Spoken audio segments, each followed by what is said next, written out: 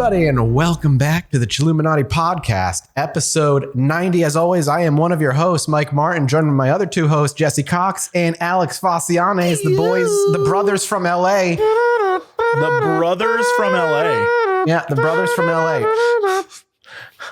I would say, Alex, what is that? But I feel like I'm just having deja vu. It's the Dick Van Dyke Show. Oh, yeah. All right, gotcha. Might as well be walking on Van Dyke. Might as well be walking over that table.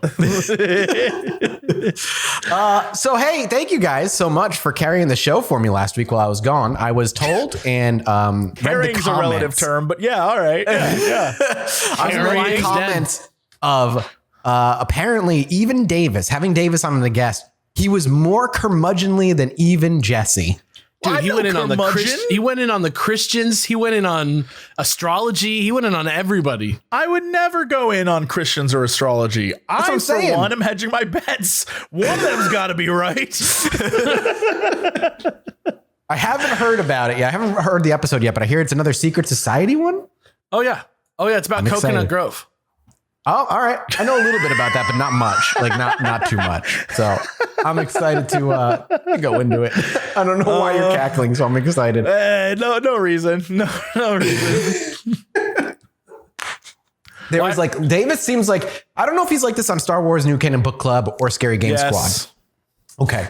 But the audience either is like they adore him or they're like, God damn it, Davis, shut up. Yeah, that's the internet to begin with. That's true. That's very, very true. Yeah, the internet is never like this. It's always like, this is new. I either love this or I hate this. That's it. That's also very true. I've been that guy where people are like, I hate him. It's fine. I would like to say you eventually grow out of it, but there are people our ages and older than us that don't ever grow out of that mentality.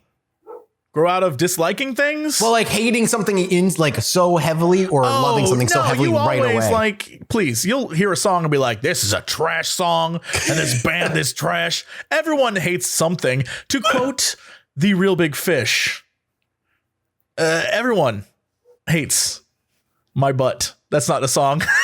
What? Everyone hates my butt.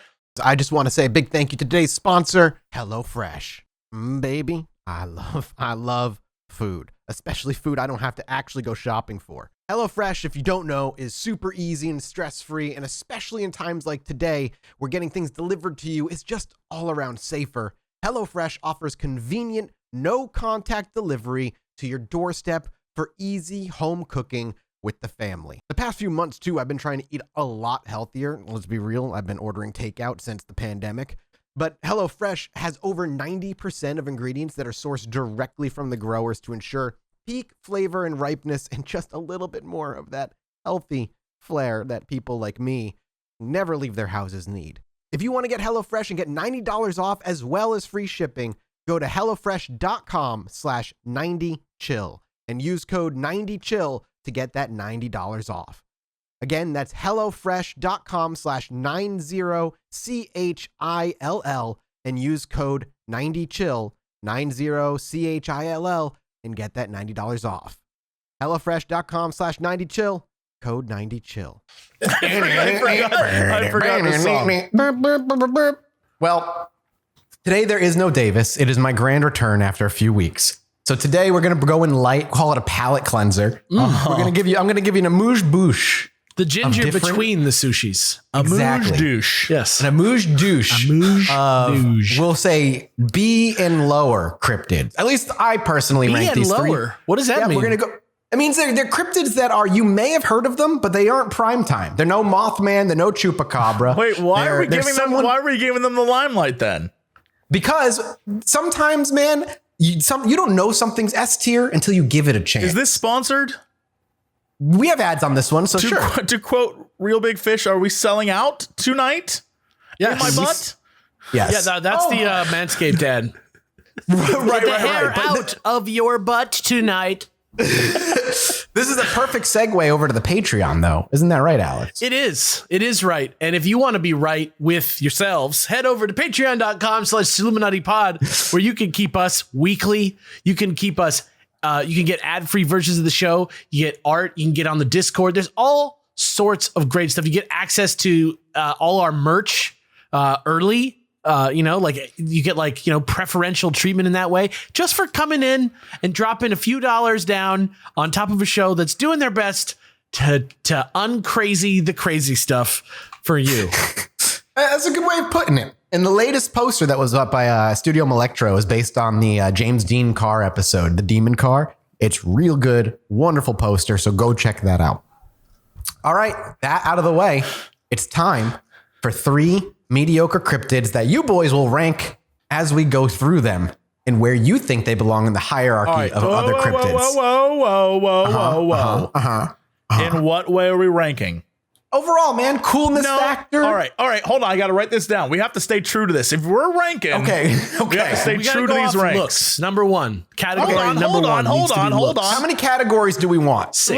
Well, we got to go through this. All right. So looks is first one. Now, are we talking like, do I want to bang this cryptid or like? No, it looks cool? aesthetics. Sometimes you want to bang them. Sometimes you want to praise them. All right, I would write aesthetics, but I don't know how to spell it. So let's move on to looks. All right, next. I guess would you like a threat level be up there? Like power level, yeah. Oh like a power level. Okay. It's like, what is Mothman's power level? He never attacks. He's always there to warn. Right, but he did warn, so he knows it's coming. Yeah, he can see the future. And he does nothing to stop it. He doesn't. He's not fearsome, but he's powerful. Oh my god, dude! What if Jesus wasn't Jesus, but they just got it wrong, and it was the Mothman the whole time back in the olden days? How could you mess that one up? How could you mess that up? That'd be tough. I don't know, man. The heat makes you see things, mirages. I'm pretty sure Jesus level? Talked and wasn't like. So it was.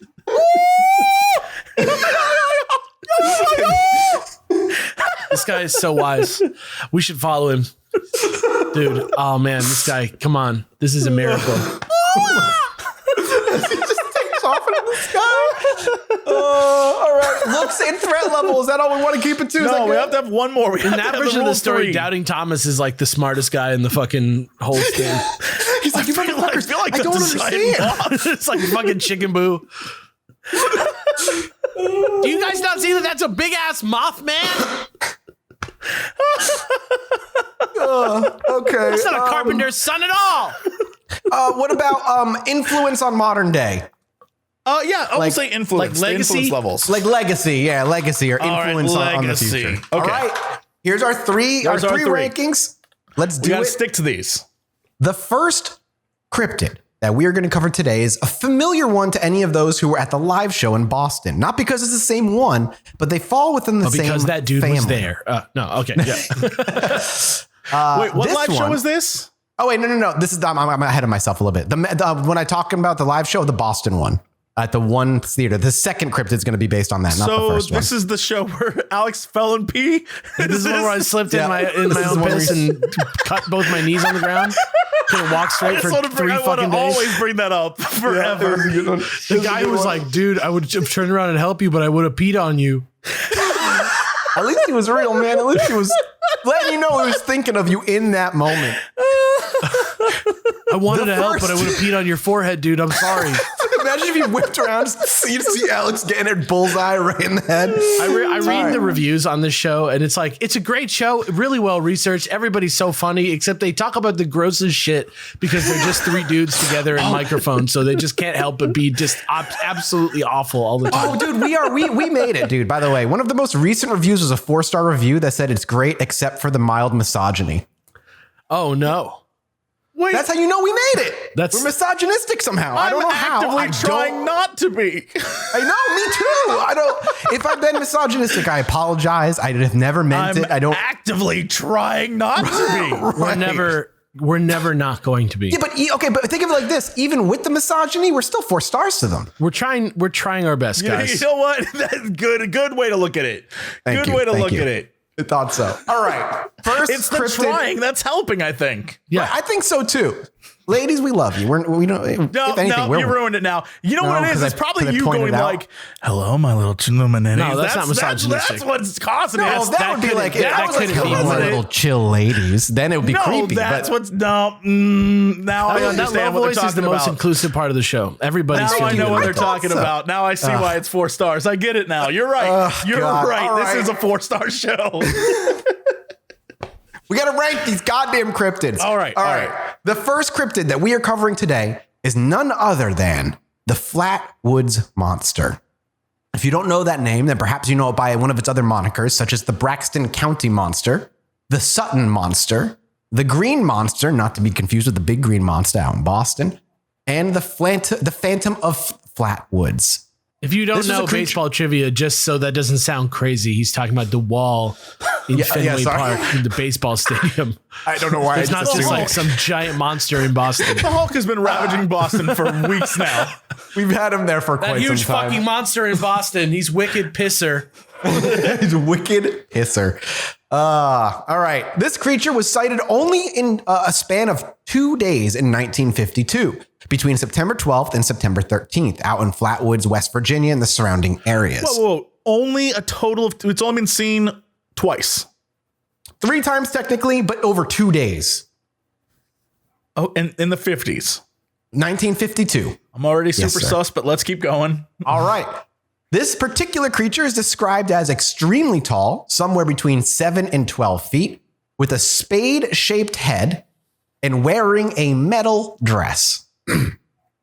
The first incident in which Whoa. You can't tell me this thing as the head of a card type, whatever those are called. Yeah. Whatever spades are called, whatever, one of the card types, and a body that's a metal dress. Yeah. You can look it up. Look it up right now. It's like Joan Rivers in Spaceballs. Honestly, it's not, you're not 100% off. Here's the thing. I've seen this thing before. This thing looks insane. It looks like if a maiden, like a Puritan, like witch trial-esque outfit, but like the when they used to have like aluminum Christmas trees. No. Back in the day. You know, like when they had like the metal Christmas trees back in the 70s. It was like, if there was like a Puritan Salem witch trials lady who was a aluminum Christmas tree. No. That's the Flatwoods Monster. This is going bizarrely. That's not at all. This thing. All right. Whatever Alex just described is totally inaccurate. It looks like a junkyard sculpture that you'd see like that somebody welded out of a bunch of trash in front of a road sign. Listen, yes. I just moved to Texas. Okay. I've been in Texas now for like a week and a day. I have never seen so much aluminum roosters and aluminum artworks in people's front lawns that are like 8 feet tall. That is exactly what this thing looks like. Yeah. Look it up. The best way to describe it is it's like 3PO's head with sort of like the top part of like a flamboyant cape. Yeah, imagine like a Dracula. But imagine only the top part and not the actual cape. And then like Queen Elizabeth, like a blouse, a metal skirt, and then 2 claw-like hands. That's this creature. Yeah. Yeah. Yeah, like a school teacher from the 1630s. Sure, but that's also a robot. Yeah, like a metal version. Yeah. Yes. All right. Fair enough. The first sighting of this thing is we could argue whether it's even considered a sighting or not. It's simply called the Harper Incident. This happened when Mrs. Audra Harper claims to have seen the creature walking in the woods near her home in Heaters, West Virginia, about 5 miles to the north of Flatwoods, not long before the more famous May sighting took place, which is another name of a family, not the month. Harper and her friend were walking to a nearby store and opted to take a shortcut through the forest rather than walk down the road like they normally do. About a half a mile into their trip, the two of them noticed a ball of fire on one of the hills that they were passing. Harper initially dismissed it at first, assuming a neighbor was, quote, fox chasing. But when she glanced back, the ball of fire was gone, and in its place was a tall, dark silhouette of a man-shaped figure. Terrified seeing this thing, the both of them fled into the rocks and boulders strewn across the hillside and never saw the thing again. I just don't get how you could be fine with a ball of fire. Like, I don't understand that you could walk past a ball of fire and then only on a double take do you realize. My clarifying question is, how big of a ball are we talking? Do they mean like a small ball? Like Right, that well, might like you then I wouldn't could be call a like, fucking that's candle a ball of fire, right? That's not a ball of fire. That's a candlelight, right? yeah, Like, fair. Yeah, I agree. Yeah, fair. so like it's got to be a fair size, right? So why is that fox hunting or fox chasing? I don't know. I don't know. Do you do I it have by no like idea why there would be a torchlight? light. I don't know. That's what I would assume. They did it by lantern light, but again, that brings me the idea that that would be kind of small. They're right. I don't know. But that's the first sighting, and that's not the one we're really going to focus on. But it's the first one that kind of gets attributed to it, because the next one is the much more famous sighting. Multiple people saw it, and it's known as the May sighting. On the evening of September 12th, 1952, at around 1900 hours, So a how group long of young is this from the boys- last one? Was that? How long has it been since the last sighting? The last one happened it happened the night before the 12th. So this happened the 11th, the 12th, and the 13th. The 11th just doesn't count part of the story because the only evidence is ball of fire, man silhouette. But Gotcha. because the Okay. next night all these other happened, people are attributing it to it. Mm-hmm. On the evening of September 12th, 1952, around 1900 hours, a group of young boys whose identities are currently and have been since unconfirmed, but thought to be Edison Eddie May, who was aged at 13 at the time, Freddie May, his brother, who is 1 year younger, 12, Neil Nunley, who was 14, and Tommy Heyer, who Freddie was 10 and years Eddie, old. man. That's rough. Freddie and Eddie. Brothers. Best of, I would yep, hate best that. buds. I would hate that. To be for Freddie and Eddie. Oh my God, the brothers Freddie and Eddie. It's like Mario and Luigi. It's like you can't be Freddie and Eddie. It's like thing one and thing two. All these boys at the time were playing football on the lawn of the Flatwoods Elementary School when a bright light flew overhead and appeared to crash into the hillside on G. Bailey Fisher's farm. Now the boys are understandably intrigued, and they stopped playing their game and immediately went to go and investigate. Since the May home was between them and the crash site, Eddie and Freddie stopped by to tell their mom, Kathleen May, that they were heading over there to investigate. Kathleen collected Eugene Lemon, age 17, who was a National Guardsman, and his dog, Richie, to help with the investigation, for 8 people in total plus a dog. The group headed to the crash site where they saw a pulsing red light, which was described as a ball of fire 100 yards away, making a slight hissing sound, 10 feet or more in diameter. The group was engulfed in a foul-smelling smog, and Lemon shined his flashlight up the hill where they saw the creature. What is the smell? What is I the don't know. smell? I really don't know why alien encounters Every always time have. like, it smelled like a fart. It was Yeah, so right? scary. I It's- was so scared. it's always described it as smelled like sulfurous. just like a fart. I saw a bright light and then a fart smell entered my nose. That's how I knew it was aliens. Dude. Yeah. Lemon then shined his flashlight up the hill where they ended up seeing the creature. It was 10 feet tall with clawed and twisted hands and glowing orange eyes. Kathleen later described the creature in an interview as such, quote, "It had a bright red face, bright green clothing, a head which resembled the ace of spades, and its clothing from the waist down hung in great folds. It moved as if it were floating through the air." End quote. It was like an aluminum Christmas tree from the Salem witch trials. So you just imagine there's this ball of fire out there with this weird creature, and the ball of fire is hissing. It just sounds like probably like I assume like a popped valve or something like that. When Lemon shined his light at the creature, it too hissed and began to float toward the group, who immediately turned and fled in terror. I would be fucking out of there. Yep, me too. Upon reaching town, they called the Braxton County Sheriff, Robert Carr. The sheriff was actually delayed in responding, though, because there was another crash that had been reported that he was investigating by a local man who had also seen a light in the sky disappearing into the mountains along the Elk River. So this already indicating there have been multiple sightings of lights in the Is sky. that before or and after the crash? There was lights in the sky and multiple crashes. Okay. So this guy's saying the sheriff went to go investigate another crash that had happened that night. By the time Carr actually got there, local journalist A. Stuart Lee of the Braxton Democrat had arrived and was interviewing the terrified group.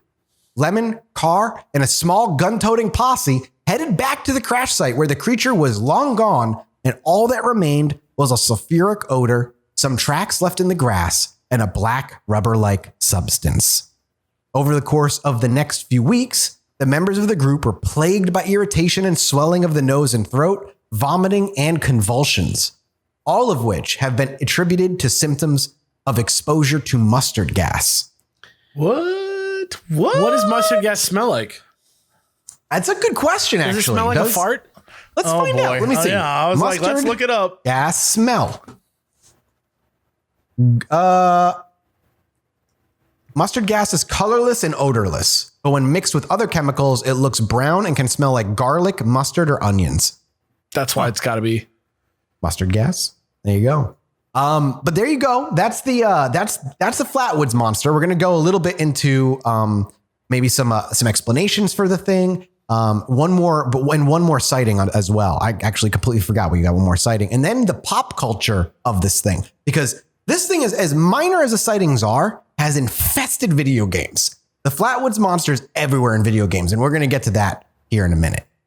The last sighting we're going to cover, though, of this particular monster happens the next day, September 13th instead of September 12th. And this is by the family, and I'm going to butcher this name, Snitowski. There we go. Snitowski. Snitowsky. On September 13th, 1952, George and Edith Snitowski and their 18-month-old were driving through a rural area between Clay and Braxton counties, which is about 20 miles to the south of Flatwoods. They were driving late in the evening when their car randomly died. George attempted to restart the car, but it wouldn't turn on, leaving the small family stranded in the middle of nowhere on a deserted road after dark. While Edith and George were discussing what they should do, a similar sulfurous fog began to fill the car, and the baby began to cry. There was a bright light, and the creature began to hover in front of the car. This time, it was not sporting its spade-shaped hood, and instead had a reptilian, bony head. It scraped its lizard-like hand across the hood of the car and floated away into the nearby woods. Once the creature was out of sight, the car started up again, and the couple quickly sped away. George gave his account in Mail magazine, however, not in 1952, but in 1955. Years later? 3 years later. Why did and that's the last of the encounters. That's the last of the proper encounters of the Flatwoods monster. That's all we have for encounters of this thing. That's it. I'm so like interested by the whole like acrid smell, poison gas element. It's really interesting. But it seems like everybody kind of is like messing with this thing a little bit, right? Like, seems like everybody who got sort of zapped back was sort of like zapping it, right? Yeah, I guess so. They at least antagonizing it, or maybe just like, I don't know. It's interesting. It's hard to understand what this thing could be, because the first encounter reminds me of the episode you did, Alex, on that the guy who got the hooks thrown out in his pants. Yeah, his pants ripped and stuff. And when the investigators went to go look, there tracks, all that stuff's really there good. was no physical evidence other than the indentations, the tracks, similarly to the first one, where there was no evidence of a ship or a creature, but there was evidence that something was there. There was indentations and the like. So again, this is the Flatwoods monster, though labeled as a cryptid, to me is a kind of classic, on most levels, classic UFO encounter of some sort, minus the fact that the creature himself doesn't really fit any description of anything that I'm familiar with. It acts almost like an animal in some way. Like it's like not that advanced in terms of intelligence. I don't know. It has that wild animal vibe to it. You know, I'm a little iffy on the second encounter too, because like you said, he reported 3 years later. And who knows what he could have read or come across in terms of like knowledge of reptilians or greys out there at that time, because UFO fever was popping in the mid 50s. It doesn't even seem like the first and second are the same thing. No, but they describe it that with like the body is the same, the way it floats is the same, but it has not the same head. It has a reptilian head and lizard hands. So that's like weird. It feels like a different creature altogether. Or took his head off. But it happened the next day, supposedly the next day. He just took 3 years to report it. So it's just weird. It's really weird. We do have a couple of explanations, though, that may give us a bit of more clarity on what exactly this thing was. Well, we'll start with the first one, which is going to be the one that is my favorite, but probably the least scientifically plausible, maybe. This is simply a UFO. Gray Barker, a UFO investigator from Braxton County, and naturalist Ivan T. Sanderson both went to Flatwoods to research the events that had been reported. Sanderson arrived a mere 6 days after the incident actually occurred, so he was there very quickly. They explored the site, interviewed the witnesses, and wrote reports of their findings that were later published. But maybe unsurprisingly, because both men are UFO investigators, both men concluded that the group had encountered an extraterrestrial craft and whatever its occupant was. According to Sanderson's 36-page report, quote, at least 5 objects came over traveling in a straight line from northwest to southeast. Several of the crafts crashed and were never recovered. But one craft, and then in parentheses, ball of fire, landed outside Flatwoods, and its occupant was able to exit the ship wearing a protective suit, the spade hood and metal dress, before the craft disintegrated. That's a second description of a ball of fire, too. Yeah, well, yeah, that's what people saw. And I mean, listen, we could, if you want to go crazy, you could say it's the same creature, Jesse, and it's just the next night it took its helmet off. None of it makes sense, though. But I guess that's the whole point. It's that trope from the sci-fi movie where they start to yell and then they're like, they take it off and they're like, no. And then the guy's like, it's fine. You can breathe out here. I guess the question that I have is, with every cryptid we have so far, they have an intention. Yeah, right? there's no known cryptid's intention doing here. a thing. Even aliens, if they crash, at least they're like, Borgeth Knuckle, and then they die. This thing, is like, I made it. I'm not reporting back. I'm going to stay here as long as I can. I'm going to it's doing nothing. I feel like Maybe he faked his crash because he wanted to live on Earth. Could be a prisoner. It could be a wild animal in captivity. You never know. Yeah, you never know. Could be like a milkmaid, aluminum Christmas tree. Yeah, perfect. You nailed Beast. it, Alex. Other residents were not so sure, though, of the UFO explanation, and others attempted to put forth alternatives. One of the school teachers posited that a combination of the light from a nearby plane beacon and the fiery trail of a blazing meteor reflected weirdly in some manner to take the shape of a glowing monster. How could it take that specific shape and all those different colors, like red and green? Like looking at pictures of this thing, it's like red, green, big headlight eyes, long arms. Like, I don't know. It doesn't make sense. An alleged scientist suggested that it was a meteor that broke up over Flatwoods, and the resulting vapor from the space rocks disintegrating rose up to create the form of a monster.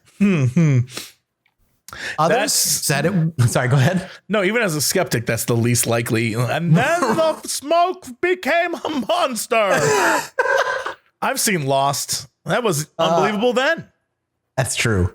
Listen, it was about the journey, okay? Yeah, that's right. It ain't about the end. It never was about the journey. Others asserted it was simply a religious sign sent by God. But my favorite explanation is the last.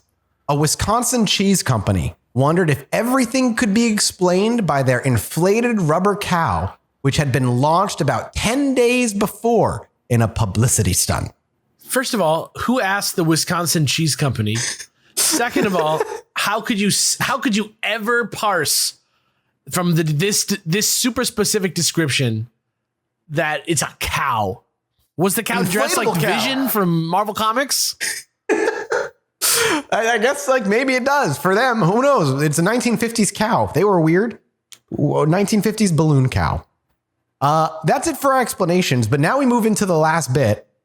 The effect on pop culture that this particular brand of monster has had, specifically in video games. The Flatwoods monster appears in various video games such as The Legend of Zelda, Majora's Mask, Space Harrier 2, Amagon Strikers 1945, Fallout 76, and as an Easter egg in Everybody's Golf 4 in Japan, but all known in America as Hot Shots Golf 4. Yeah. I've seen most of these things. And the second episode of 2019 History Channel series Project Blue Book is entitled The Flatwoods Monster and investigates the incident as well. And that's your Flatwoods Monsters, boys. That's the first of 3. It's so weird that in Japan, the Flatwoods Monster has like become the sort of like visual archetype for like the types of alien encounters that we think of as like little green men or like little gray men encounters. It's so I don't like, because it doesn't mean anything outside of West Virginia, right? Like that's no, it really doesn't do anything. There's no other sightings of this thing that go along and are attributed to the Flatwoods Monster. But if you look it up, if you go and you look up like Japan Flatwoods Monster, like there's like weird like vinyl art and like little mascots and art, and just for years of this, like decades of this as like a popular sort of like archetype mascot form. It's such an interesting, just random thing that happened. It's bizarre. Now you get to rank it. Looks 10 out of 10. Oh no. There's something about it. It looks like something you would find at a dump made from things at a dump. It looks like a Godzilla or like a Power Rangers bad guy, like a one-timer. No. You know what I'm saying? Make my creature grow. Yeah, like a one-timer. Or maybe like if there was like saw this when you were 13, you'd be like, they didn't put anybody into this monster. This thing sucks. Okay, or maybe they go into the computer and this thing is like a low poly like boss character inside the computer. That's like I see. No, this thing is like a 3 out of 10 for visuals. On terrible. looks, come on, I gotta go. I can see it in like the reboot show. Reboot was great. 10 on the Reboot. Dot Matrix would not even look at this thing. Come on, yes he would. 10 out of 10 on the looks. All right. Well, we've got a split opinion on looks. Let's go with the next one. Threat level. It's got farty smell and fog. It Mustard likes to gas, hiss at maybe. you. Yeah, well, maybe poisonous gas. It's got claw-like hands. But what did it actually do? It walked up hissed. and rubbed its hand on a car, and that was it. And it hissed. Floated menacingly at them, and they ran away. I'd say 4 out of 10. Floated, 2 out of 10. I'm gonna go 4 out of 10 just because some people had symptoms of mustard gas poisoning. That's true. Oh, that's right. Their first encounter got sick, convulsions, all that good stuff. You can't convulse on a 2. You can't convulse on a 2. Come on. Yeah, you can't. Come on, Jesse. It's still Pop a 2. culture, last you one. can convulse on a 2. People convulse and there is no monster present. So, That's true. Wow, fair. And the last but not least, its influence on modern pop culture. You know what? I'm going to give this a surprising 6. That is surprising. I think 6 is apt. Yeah. A 6 all around. It's definitely notable. It's definitely made a splash in Japan. It's crazy that it's in a couple video games, but like really, like I cannot drive home enough how strange it is that it's like a recognizable figure in Japan. It's true. So for Jesse, it sounds like it fell solidly mid-tier. But for Alex, it probably fell high mid-tier because of the looks are so good. The looks are very good. It's the only thing. There's nothing about it beyond the looks that elevate it beyond a generic ass UFO encounter. This is like a D tier. I'm just happy it's not a smooth little bald alien man. You know what I mean? Like in a flying saucer. Speaking of, let's move on to our next one, everybody. Oh my God. If you were a part of the live show, this is going to be familiar to to one of the creatures we covered. The next cryptid is none other than the Hopkinsville Goblin, boys. But we did cover this. We did an episode that was lost. No, didn't we do this at the show? No, we did the one that's wasn't New England, Hopkinsville, over in the Boston area. It's the Dober Demon. We did the Dober Demon or whatever it is. It's the same kind of deal. Literally, so that's we're going to talk about how This they might be. This is honestly like a type of like if you want to go back in time to like the archetypal sort of like different encounters that people have over and over again. You have the one where they get up and they get probed in the ass or whatever. Or the one where they like time stops. But then there's also the one where they're like the family is home and they get terrorized by something outside the house. That's what that's really what we're going to dive into this time around, because this is we've got more evidence or at least stories with this one than we did with the one with the live show. Great. The Hopkinsville Kelly sighting was a reported battle in the Kelly area of Kentucky, nearby the town of Hopkinsville on the 21st. Whoa. Battle? Oh, yes. They had a battle with the goblins. It was like a tower defense. No joke. It was the Great Goblin Battle of Hopkinsville, Kentucky. It's already A tier. Yeah. This is already A tier. Battle? AIDS here. August 21st. August 21st, 1955. Plants A for large zombies. family claimed to have been invaded by tiny men that could not be put down with bullets. The incident. Mrs. Glennie Langford lived in a rented house in Kelly, Kentucky, not much more than a smattering of houses about 8 miles north of Hopkinsville, Kentucky. On the 21st of August, 1955, her 3 adult sons, their wives, their friend Billy Ray Taylor from Pennsylvania, Cecil Lucky Sutton, who also occupied the property, and the combined children of all the families were all over for one giant family supper. At around 1900, Billy Ray took a bucket to the well for some water and noticed a light shoot across the sky. Billy Ray thought it was a flying saucer, and he saw it land behind some trees in a field behind the house. As there was no explosion, only a semi-hissing, and that's with air quotes, Billy Ray returned to the house with the bucket. After a bit, like literally, he went to go see it, saw it, and then brought the bucket back with the water. After a bit, the families began to hear strange noises, and the dogs started barking wildly. Lucky and Billy Ray went outside to investigate and were met with somewhere between 10 to 15 creatures emerging from the trees where the vehicle had supposedly landed. Quote, "The little men with big heads and long arms are approaching the house. The men were described as having huge eyes and hands out of proportion with their bodies. The visitors were wearing what looked to be metal plate. They had large eyes, possibly antennas, were about 3 feet tall, had spindly, useless legs, and human-like hands. When a bullet would strike one, it sounded like shooting a tin can." End quote. So you imagine these little weirdly armored, 3-foot tall creatures, all just like all coming out of the woods, clawing their way to the house. Like goblins, like from Just Middle armored Earth. goblins. Yeah. Lucky and Billy Ray got their guns, a shotgun and a .22 caliber target pistol respectively, and started firing. One of the creatures pressed its face against the window, and Lucky shot it. The creature then disappeared. Like literally Like point blank, like literally just disappeared. He point blanked it through the window and it just was gone. popped out of existence. Yep. According to him. That would be the craziest. It's like a video game. I know. The 2 men then went outside to see if the creature had been hit, and Billy Ray was grabbed by the hair from a creature who had been waiting on the roof for them to come out of the building and snatched him. Upon investigation, there was a creature on the roof and one in a nearby tree. Lucky took more shots, but it appeared unhurt and scampered off into the trees. Billy Ray also shot at the invading creature, but it is unclear how many shots he fired. The men later told police that they used up 4 boxes of .22 pistol shells, around 200 bullets. It's like me playing Oregon Trail.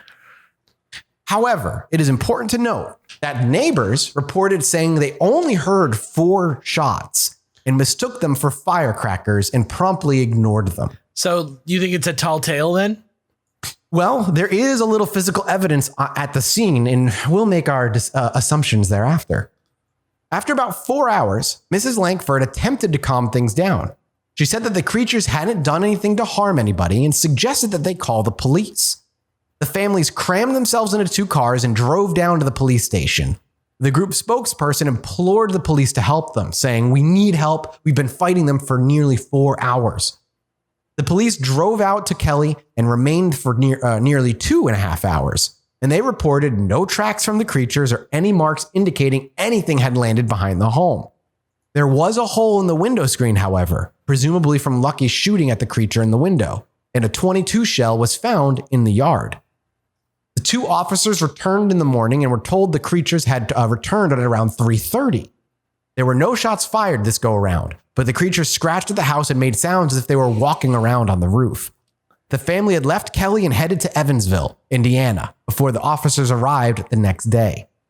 The officers who had visited the scene the prior evening were reluctant to make comment, but agreed that there appeared to be no drinking involved.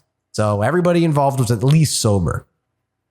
Desk Sergeant Frank Dudas, who claimed to see 3 flying saucers during the prior year's summer, was not on duty and had not visited the scene at the time of the happenings, but actually decided to make a comment anyway, saying, quote, "I think the whole story is entirely possible. I know I saw him. If I saw him, the Kelly story certainly could be true." End quote. Who asked him? He Nobody. didn't even hear it. No. Was not present. Is just like, I don't care. Yeah, it's real. Well, whatever the case may be, he's the last word we have on the Hopkinsville Goblin, because that's the entirety of the encounter with these creatures. Now, physical evidence says family fight, maybe an aggressive pistol shot here and there, and then they just made up a story. But I don't know. What do you guys think? I think it's likely that they got scared, and they just got the telling of the story just got a little out of hand. You're telling me this is like when the goons report back to the boss and it's like, oh, it was like there was 8 Batmen. Exactly like that. They had armor on, boss. I shot one right in the face and he disappeared, man. I wasn't even there anymore, boss. It's like he's not even there, it's like a Batman. Him, boss. It was like I didn't even see him in the first place. There was like 100 of them. Yeah. Use 200 bullets. I think this is probably something happened there that is not alien related at all, or Little Green Men related at all. And a lot of alcohol was probably involved. And they probably fired 4 shots and then made up a wacky story to cover up something. I'm with you. I think that's the case. Yeah. Here are some other explanations, however, that may or may not. The other wilder ones. Yeah. Yeah, exactly. The incident has been debated over the years, confusing both UFO enthusiasts and skeptics alike. According to the U.S. Air Force Project Blue Book files, this whole thing was a hoax listed among many other hoaxes. So the government themselves are kind of with us. Whether that gives us credence or at all or not, who fucking knows. And I think it makes it worse now. That's what I'm saying.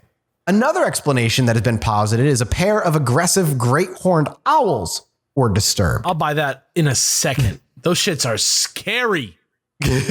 The birds themselves stand between 1.5 feet to 2.5 feet tall and range across the whole U.S. and parts of South America and Canada. The owls fly silently and can be very aggressive if their eggs, chicks, and nests are in any danger. In the northeastern U.S., eggs are laid between March and April, incubate for a month, and the young stay in the nest for up to 3 months before leaving. So it's plausible that if this is the case, that the chicks would have still been in the nest at this time because this took place in August. Perhaps this is what happened, and Billy Ray accidentally disturbed a nest, and the owls had pursued the threat to protect their chicks at the house.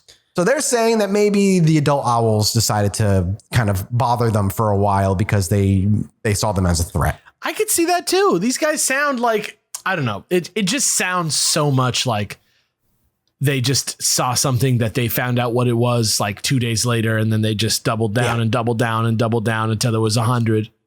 Yeah, I agree. Now for their pop culture influence. The Hopkinsville Goblin sighting is credited with the popularization of the phrase, quote, little green men, when it comes to flying saucer occupants. Prior, they were just called little men. Just called men. They were just called dudes. According to the book Comedy Horror Films, A Chronological History, 1914 to 2008 by author Bruce Hallenbeck, the 1986 movie Critters is actually loosely based on this whole case. The Pokemon Sableye is actually based on these creatures as well, as is the Hopkins, which is a creature found in the Pathfinder tabletop RPG. The incident was the basis for the Annoyance Theater's musical It Came from Kentucky in Chicago, and the 2019 History Channel series Project Blue Book has an episode dedicated to the investigating of the incident in its 2nd season. And that is the second of our 3 cryptids, boys. I love this one. Oh my goodness. Yeah. Big fans all the way around. All right. I also love Sableye. I use Sableye competitively from time to time in Pokemon. Fair. I mean, Sableye's cool as hell looking. I'm with you on that. All right, let's be real. Looks, I mean, it's not great. Like, I don't know, 5. Dumpy Muppet vibes. 5. Well, yeah, 5 is fair. Threat level doesn't seem too 10. high. They were bulletproof. They were bulletproof. The worst they did was grab a dude's hair. Yeah, but think about if you weren't shooting at them. These guys, they're bulletproof. Left unattended. Who knows what hair they would grab? A battle took place That is a battle against these The guys. Hopkinsville Kelly battle against A the battle, goblin that's creatures. a 10. One second it's your head hair, the next it's your butt hair, the next I don't even want to know where next. To quote Real Big Fish, it's your butt hair. And then who knows where. It's your butt hair. Butt hair. Alex, are you a 10 as well?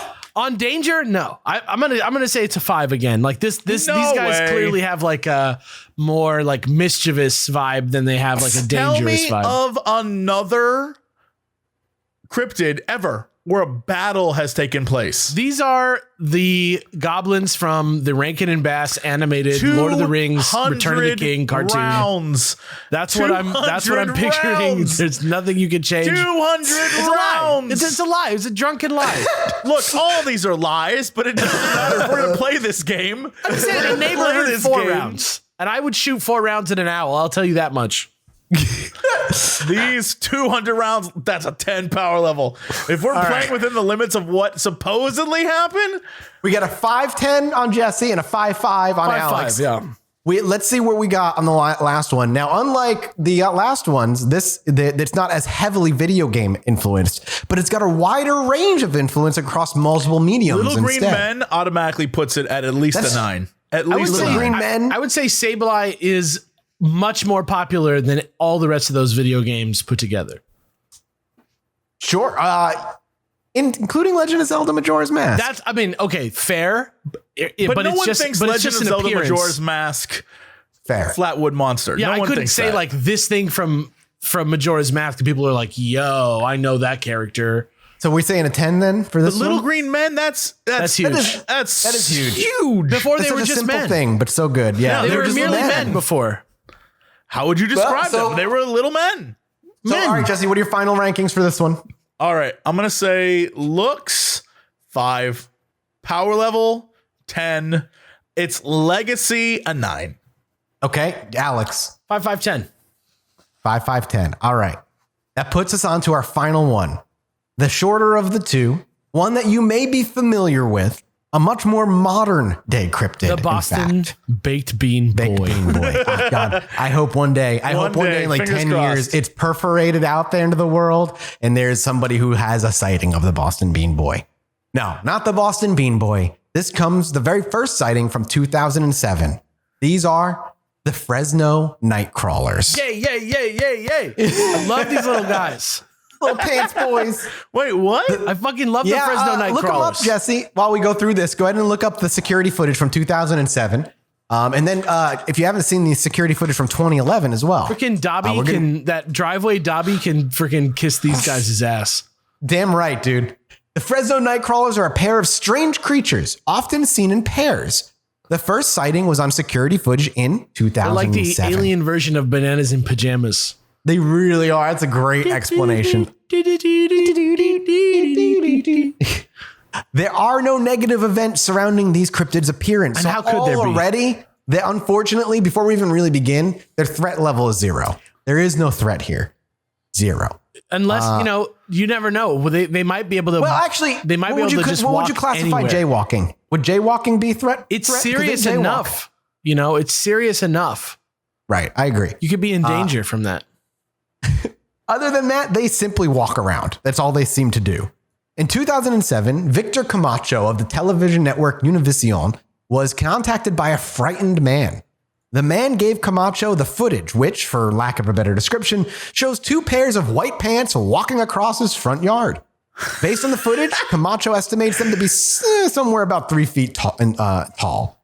So, Jesse, I take it at this point you have seen them walking across the front lawn. I have seen them walk across the front lawn. It is grainy footage of what appears to be white bell bottoms. Like strolling right. across the lawn, and that's it.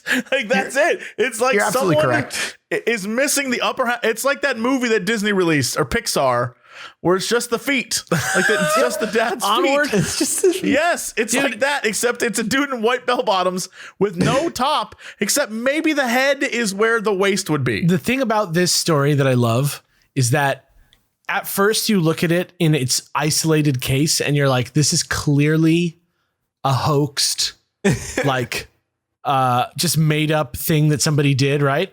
But then you hear Yep. about the other sightings and you're like, wait a Yeah, minute. we'll go through them right now real quick. So first, before we get there, before the 2011 sighting, Fact or Faked Paranormal Files actually took that footage and tried their best to figure out if it was a hoax or not. Real quick, all reality shows are bullshit, crap, nonsense, but this one is particularly entertaining. These guys actually went and got arrested for going to Bohemian Grove.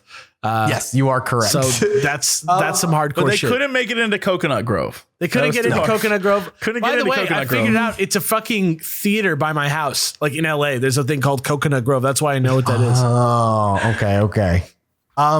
Before we get into this though, because now you made me curious, boys, do you have like your favorite guilty reality TV show that you like to watch? Yeah, you're gonna not like this one, Mathis.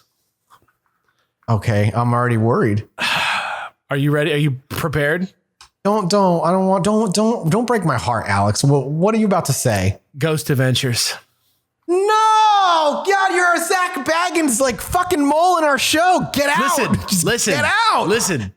It's not. No. It's not that I think he's a good ghost hunter, because he's not. It's that Come at me. There's just something about these shows where they like the vibe of like slowing it down and playing the same sound effect really loud 3 times, or like if you're walking around an empty building for 3 hours and you have to make it scary by adding sound effects. Like there's just something about it. It's like eating a egg McMuffin. Like I know it's not good for me. Like it's good on your tongue, Like but bad in Dunkin' your stomach. Donuts. Yeah. Like, yeah, I shouldn't eat half a dozen of these right now, but I bought them at the airport. Okay, Jesse, what about you? I like Guys Grocery Games. Yeah. Listen, I don't know. Guy is one of those people that has the shittiest.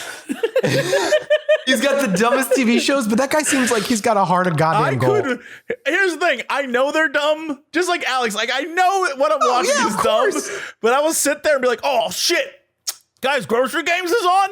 I gotta see what these people gotta cook this week. I can't even sit here and judge you because mine is fucking 90 Day Fiance. Oh so. no, you're the mole that. in the show. Yeah, I am. you're It's the mole. true. It's the worst show in the world. It's just always so sad, but I can't stop watching. The best thing about Guys Grocery Games is that there's this like undercurrent. There's like this, like if you watch a lot of the episodes of the show, you might not notice it if you're just a casual observer, but if you're in on the deep shit, you start to pick up this like streak of guy like helping people out. Like Yes. he acts like Santa Claus. Like he like comes in and he's like, I think you'll find what you're looking for right over here. Like There is literally at the end of the show, people run around the grocery store to find items, and if they get all the items, they get $20,000. And he literally will shout out the next item while standing next to the item. That's amazing. Like, The it's dude right just over wants there. people to win money. he just wants him to win. It's very that's sweet. so good. Yeah. He doesn't say. Guy seems like one of those guys who just fucking. He's got a heart of gold. Also, if you're like me and you like weird internet stories, I know this is the right podcast to talk about this.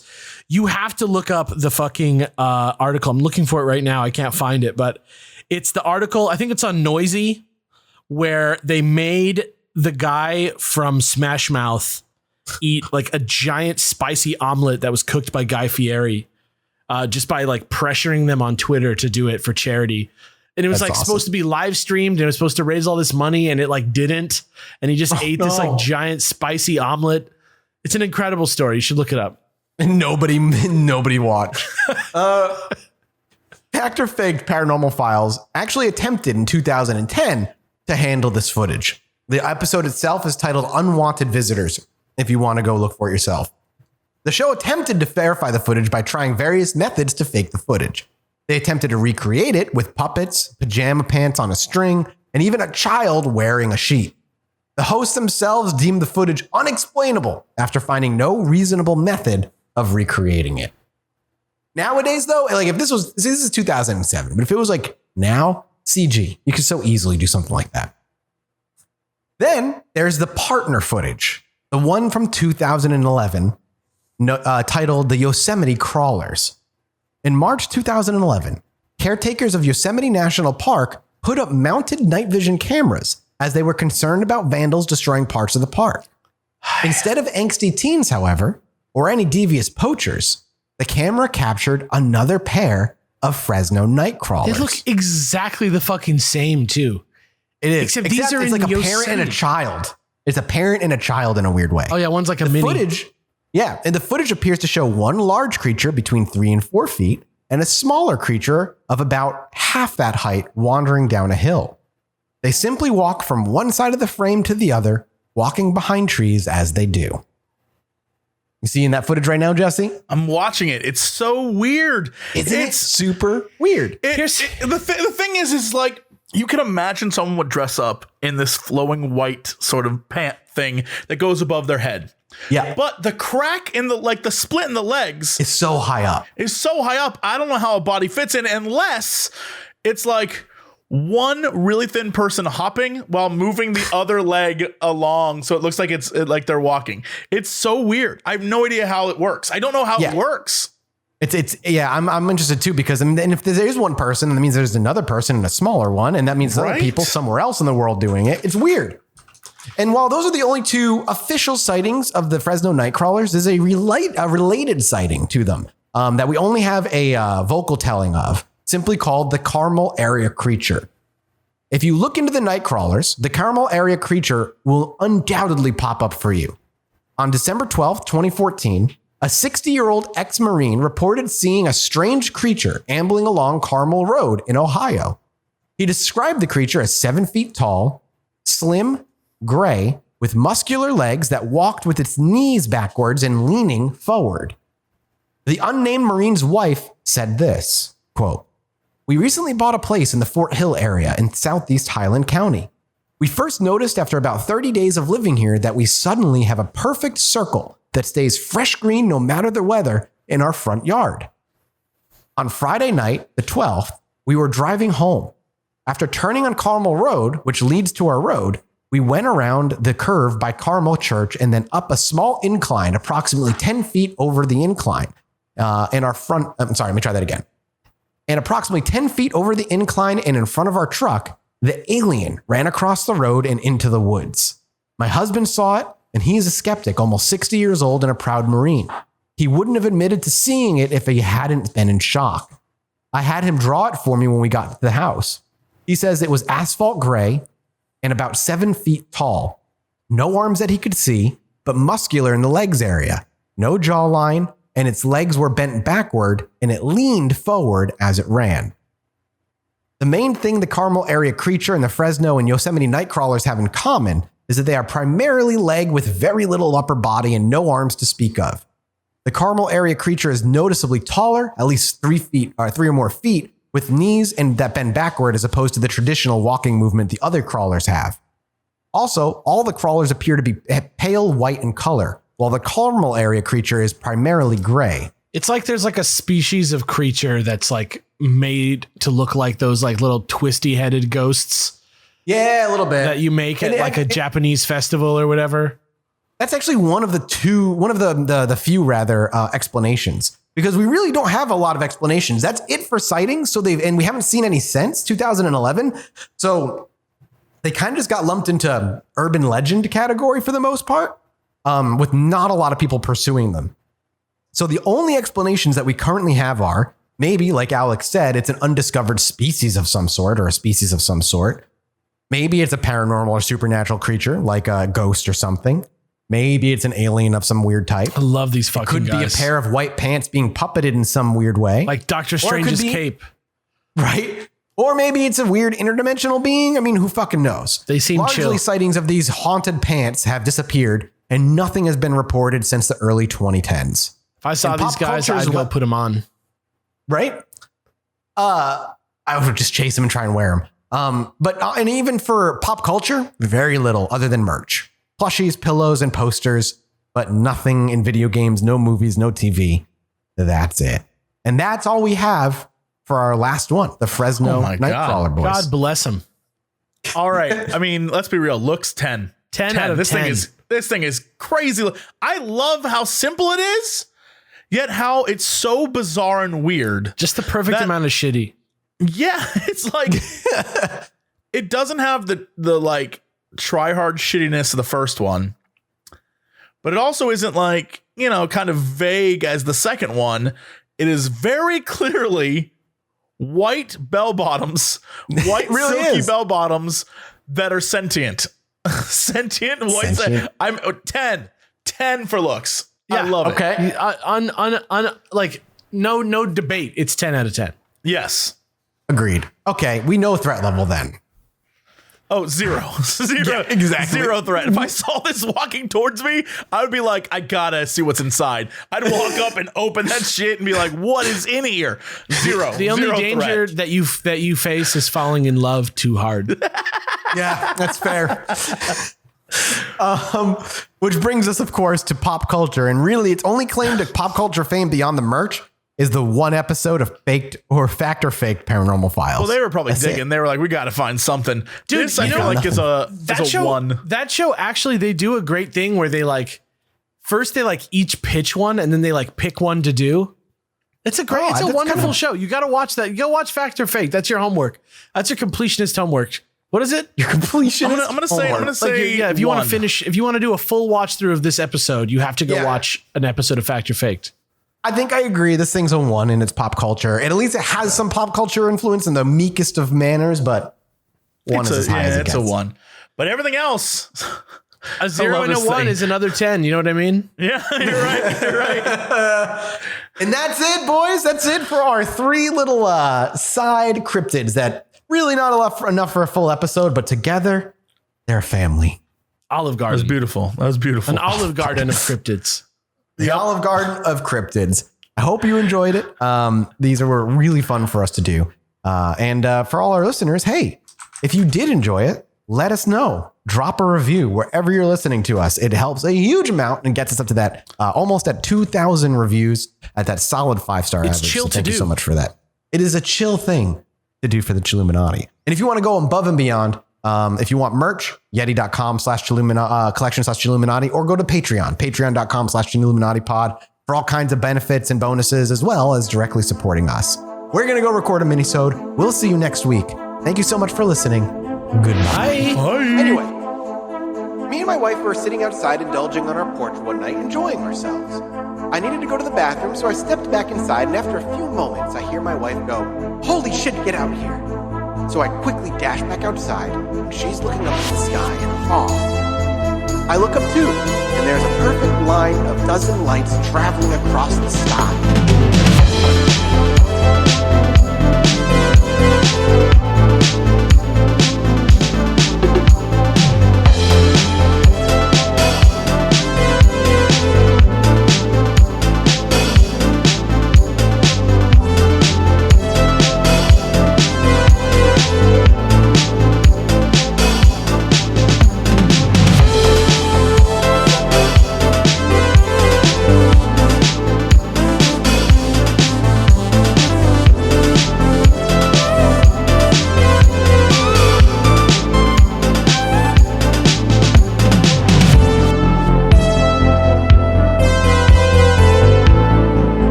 I don't know about you, but I feel like I'm always looking at the screen lately, especially since I work from home and the pandemic to double it up. And whether you're an avid news watcher or in serious need of some sort of distraction, unplugging yourself is easier said than done. One of my personal favorite ways to rest my eyes and still get the content I'm itching for is by putting in my Raycon wireless earbuds. And they hooked us up with the E25s, and they are phenomenal. Whether you're catching up on your favorite news, whether you're catching up on your favorite podcast, binging an audiobook, or powering through your workout with a pumped up playlist, a pair of Raycons in your ears can make all the difference. For me personally, it's changed the way I go to bed. The ones I used to have were wired and connected to my phone, and even turning left and right would cause me to get tangled. But now, as I lay down every night and I listen to my favorite podcasts, there are no wires getting me tangled. I can pop the earbuds right on in. They fit super snug. They do not fall out, and they are incredible sound quality. Raycons are built to perform anywhere and anytime with water and sweat resistant construction and Bluetooth that pairs quickly and seamlessly. And with enough battery life for 6 hours of playtime, you can unplug for a while. And you know what the best part is? Raycon makes great sound accessible to everyone with wireless earbuds starting at half the price of other premium audio brands. And right now, Raycon's offering 15% off all their products for our listeners. And here's what you got to do to get it. All you got to do is go to buyraycon.com/CP. That's it. You'll get 15% off your entire Raycon order. So feel free to grab a pair and a spare if you want it. That's 15% off your whole Raycon order at buyraycon.com/CP. buyraycon.com/CP.